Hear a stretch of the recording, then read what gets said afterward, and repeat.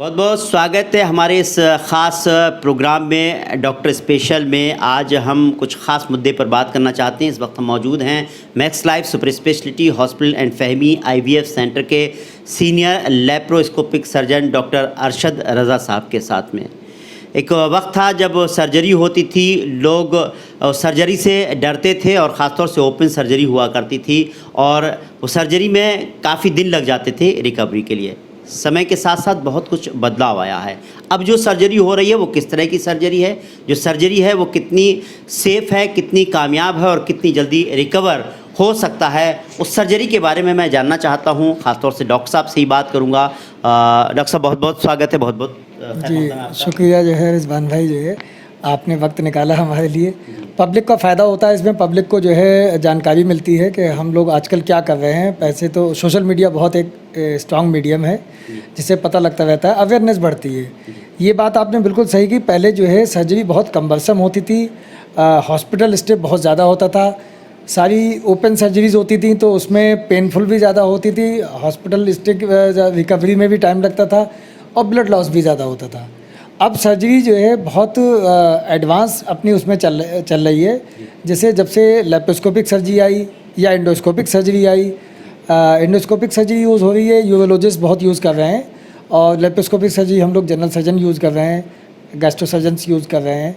हालांकि अब तो लेटेस्ट में रोबोटिक सर्जरी भी अपने शहर में जो है इंट्रोड्यूस हो गई है। तो इनमें क्या होता है कि स्कार और वो ट्रॉमा, सर्जिकल ट्रॉमा जो सर्जन के थ्रू होता था वो बहुत लिमिटेड हो गया है, ना के बराबर। तो इससे क्या होता है, मरीज़ को पेन बहुत कम होता है, ब्लड लॉस बहुत कम होता है, रिकवरी बड़ी फास्ट होती है। तो रिकवरी फास्ट होने से जो है मरीज़ जो है जल्दी डिस्चार्ज भी हो जाता है, हॉस्पिटल स्टे भी कम हो जाता है और अर्ली रिटर्न टू वर्क हो जाता है।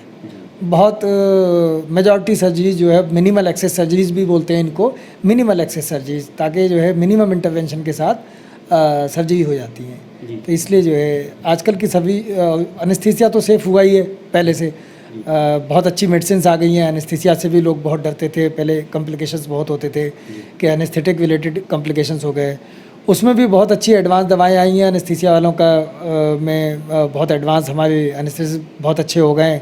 अब वो बहुत बारीक बारीक सुई लगा देते हैं, इंजेक्शन लगा देते हैं, बहुत मालूम भी नहीं पड़ता मरीज़ को। पहले ये सब चीज़ें भी बहुत ज़्यादा थी कि एनेस्थीसिया से बहुत डरता था मरीज़। तो ये उसमें भी सुधार हुआ है, एनेस्थीसिया में बहुत सुधार हुआ है। डॉक्टर साहब, जैसे ओपन सर्जरी की बात करें, पहले जो सर्जरी हुआ करती थी जाहिर सी बात है बहुत टफ थी, टाइम लग रहा था, लेकिन कितना वक्त लगता था ऐसी सर्जरी के लिए, उसको सर्जरी करने में, जैसे ओटी में भी ले जाते थे तब, और उसको फिर रिकवर होना है, हॉस्पिटल से डिस्चार्ज होना है, इन सब चीज़ों में?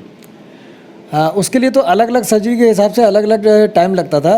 जैसे जो कॉमन ऑपरेशन है मैं उसमें बता सकता हूँ कि जैसे गॉलब्लैडर का ऑपरेशन है, जो पुराने जो सर्जन सीनियर सर्जन हो जाते थे, जूनियर तो जैसे मान लो गॉलब्लैडर का ऑपरेशन 1 घंटे में ओपन में ख़त्म करते थे, लेकिन जो सीनियर हो जाते थे उनकी स्पीड ज़्यादा हो जाती थी, तो वो तकरीबन आधा पौन घंटे में ओपन सर्जरी में ख़त्म, क्योंकि उसमें एक बार चीरा लगाना होता था, फिर अंदर की सर्जरी करनी होती थी, उसके बाद उस चीरे को बंद भी करना होता था, क्लोज़ करना होता था, तो उसमें एक्स्ट्रा टाइम लॉस होता था।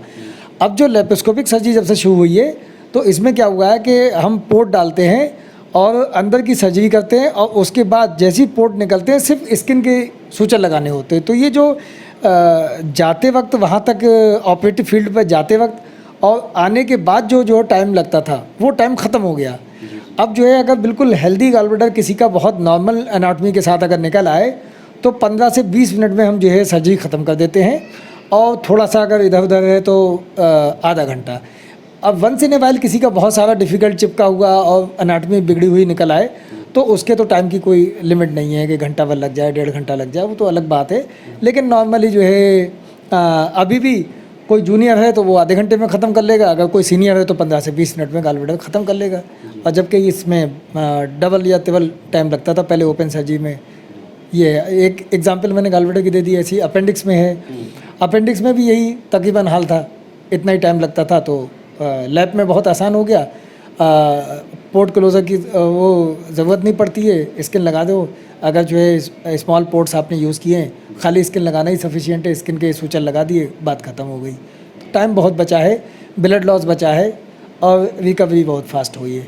ना इसमें यूरिनरी कैथेटर वगैरह डालने पड़ते हैं। हम पेशाब करा के मरीज़ को ओटी के अंदर लेते हैं। और अगली बार ये जो शॉर्ट सर्जरीज़ हैं जिनमें कम वक्त लगता है, तो इनमें हम जो है फोलिस कैथेटर वगैरह भी, पेशाब की नलकी जिसे बोलते हैं, वो भी नहीं डालते हैं और मरीज़ को अगली बार पेशाब करने के लिए हम चला के भेज देते हैं।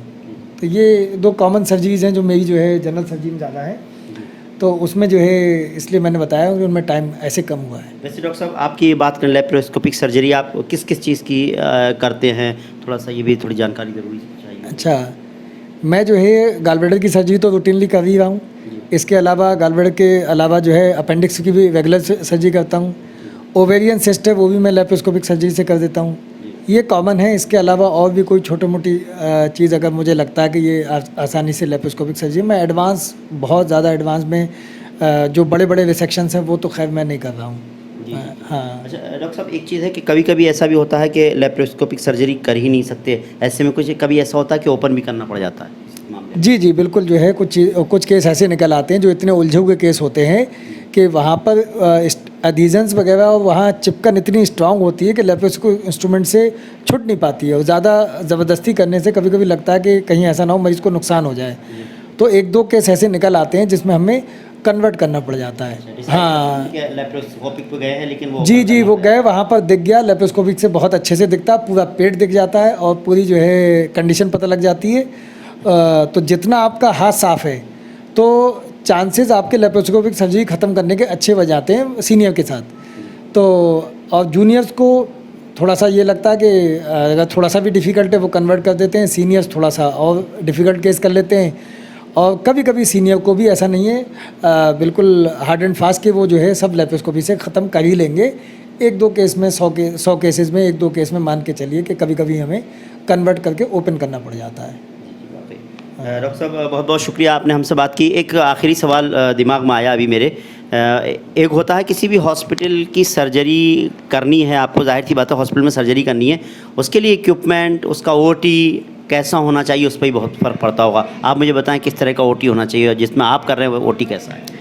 जी, मैं तो रिजवान भाई, मैंने तो जो है मेरठ मेडिकल कॉलेज से एमएस किया और लखनऊ केजीएमसी जो यूपी का टॉप मेडिकल कॉलेज समझा जाता है, वहाँ से मैंने एमबीबीएस किया था। उसके बाद मैंने अच्छे मेडिकल कॉलेज देखे। मेरे बताने का मतलब ये है टॉप के मेडिकल कॉलेज देखे। फिर उसके बाद मैंने दिल्ली में काम किया, दिल्ली के कुछ कॉर्पोरेट हॉस्पिटल्स में भी मैंने काम किया। तो मेरा मकसद था मुझे एक्सपोजर ये मिल जाए कि बेस्ट से बेस्ट काम कहाँ होता है और किस तरीके से होता है। तो ये सब सीखने आने के बाद जो है मैंने बरेली में काम शुरू किया। तो मैंने कोई छोटा अस्पताल जहाँ पर के सुविधाओं की कमी हो मैंने कभी पसंद नहीं किए। तो मैंने हमेशा से बड़ा अस्पताल पकड़ने की कोशिश की कि जहाँ पर मुझे फ्री हैंड हो। जैसे ही हमारा मैक्स लाइफ हॉस्पिटल है तो इसमें डॉक्टर अनीस बेग हैं, उन्होंने कभी संसाधनों की कमी नहीं होने दी। मतलब किसी चीज़ के लिए कोई मुझे एडवांस इंस्ट्रूमेंट ख़रीदना है, महंगा है, कैसा है, वो कहते हैं बेस्ट ख़रीदो, कोई दिक्कत नहीं, पैसे की कोई शॉर्टेज नहीं है। जो आपको बेस्ट सामान लगता है, मरीज़ की सेफ्टी हमारे लिए प्रायोरिटी पे है। हम बहुत सारे सामान हम डबल भी रखते हैं क्योंकि बहुत इलेक्ट्रॉनिक बेस्ड आजकल ओटी चलती हैं। तो इलेक्ट्रॉनिक सामान होते हैं, कई बार क्या होता है किसी भी चीज़ जैसे आपके घर में है, इन्वर्टर है, कभी ख़राब हो सकता है या कुछ भी है, ऐसे हमारे इंस्ट्रूमेंट्स होते हैं। तो कुछ इंस्ट्रूमेंट ऐसे होते हैं जो ख़राब होने की संभावना होती है। सर्जरी कर रहे थे हम, ख़राब हो गया, नहीं काम करने लगा। तो हमारे पास हमेशा यहाँ पर डबल इंस्ट्रूमेंट्स हैं, 2-2 इंस्ट्रूमेंट रखते हैं कि ख़राब हो जाए तो मरीज़ का जो है ये ना हो कि सर्जरी अब कन्वर्ट करना पड़ रही है सिर्फ इंस्ट्रूमेंट्स की वजह से। हम हर चीज़ जो है डबल रख ली हमने। और डॉक्टर अनीस बेग तो इस मामले में कोई कोताही नहीं बरतते हैं। वो कहते हैं आप बेस्ट से बेस्ट सामान मंगाओ, जो अच्छा सामान हो, आप जानते हो और कहीं भी कॉन्फ्रेंस में देख के आए हो, कहीं आपको वहाँ अच्छा लग रहा है। हम तो अपनी जो है डॉक्टर अनीस बेग से कुछ सामान बगैर पूछे ही ले आते हैं, यहाँ पेमेंट हमें मिल जाता है। वो कहते हैं तुम्हें अगर कोई चीज़ पढ़ के आ रहे हो, CME अटेंड करो, देखो लेटेस्ट क्या हो रहा है और तुम वहाँ से कुछ अच्छा सामान अगर ला रहे हो तो आप ले आओ। आप हमसे छोटे मोटे सामान के लिए पूछो मत, आप ले आओ जो सामान अच्छा है अस्पताल के लिए, पेशेंट के लिए अच्छा है, आप ले आओ, हम पेमेंट कर देंगे। और वो हमें पेमेंट करते भी हैं। यहाँ आके मैंने पेमेंट लिया भी है। मैं कॉन्फ्रेंस से बढ़िया सामान ले आता हूँ ख़रीद के और यहाँ आके पेमेंट मिल जाता है। तो इसका जो है बिल्कुल फ़र्क पड़ता है। ओटी हमारी मॉडलर ओटी है, एक सेमी मॉडलर ओटी है और स्टेरिलाइजेशन बहुत अच्छा हम रखते हैं, मतलब जो है क्रॉस इन्फेक्शन कतई ना हो। कोशिश हमारी बिल्कुल जो है ये रहती है, जो कहते हैं ना ज़ीरो टॉलरेंस इन्फेक्शन पे, तो हम लोग जो है ज़ीरो टॉलरेंस फॉलो करते हैं कि बहुत अच्छी हमारे यहाँ चूँकि न्यूरो भी हो रही है, ऑर्थो भी हो रही है, सब तरह की सर्जरी हो रही है, तो इन्फेक्शन कंट्रोल का हम पूरा ध्यान रखते हैं। और हर मरीज़ में न्यू मेडिसिन जो है, न्यू सूचर्स और जो है यूज़ करने की कोशिश करते हैं। तो इसीलिए थोड़ा बहुत जो है कॉस्ट का मैटर आता है, लेकिन हम इस पर कंप्रोमाइज़ नहीं करते हैं। बहुत बहुत शुक्रिया रुख साहब से हमसे बात करने के लिए। तो बेहतर डॉक्टर के साथ साथ अगर फैसिलिटीज़ बेहतर हों तो पेशेंट को बेहतर इलाज मिल सकता है। जो डॉक्टर साहब का यही कहना था कि जो हमारे पास जो ओटी है, चाहे सेमी ओटी हो या फिर मॉडलर ओटी हो, उसमें किसी तरह के इक्विपमेंट की कोई कमी नहीं है, इक्विपमेंट भी डबल है। मेन सबसे बात यह है कि काबिल डॉक्टर के साथ साथ अगर जो सर्जरी कर रहे हैं वो जगह भी और उसके इक्विपमेंट भी बेहतर हो तो और अच्छा रिजल्ट आता है, जो max Life super speciality hospital and family IVF centre fulfil करता है। उम्मीद करते हैं आपको हमारा प्रोग्राम पसंद आया होगा। अगर आपको हमारा प्रोग्राम पसंद आया हो तो इस वीडियो को ज़्यादा से ज़्यादा लाइक कीजिए, शेयर कीजिए। चलते चलते मैं यही कहूँगा, आप भी अगर मैक्स लाइफ में दिखाना चाहते हैं, डॉक्टर अरशद साहब को दिखाना चाहते हैं, तो जो हॉस्पिटल का नंबर चल रहा है उस पर आप कॉल कर सकते हैं, अपॉइंटमेंट ले सकते हैं। डॉक्टर साहब की OPD भी रहती है, और अगर किसी तरह की सर्जरी है तो डॉक्टर साहब लेप्रोस्कोपिक सर्जरी से आपकी सर्जरी भी कर देंगे इसी हॉस्पिटल में। उम्मीद करते हैं प्रोग्राम पसंद आया होगा। फिलहाल हमको इजाज़त दीजिए। मोज़म्बिक के साथ रिजवान अहमद।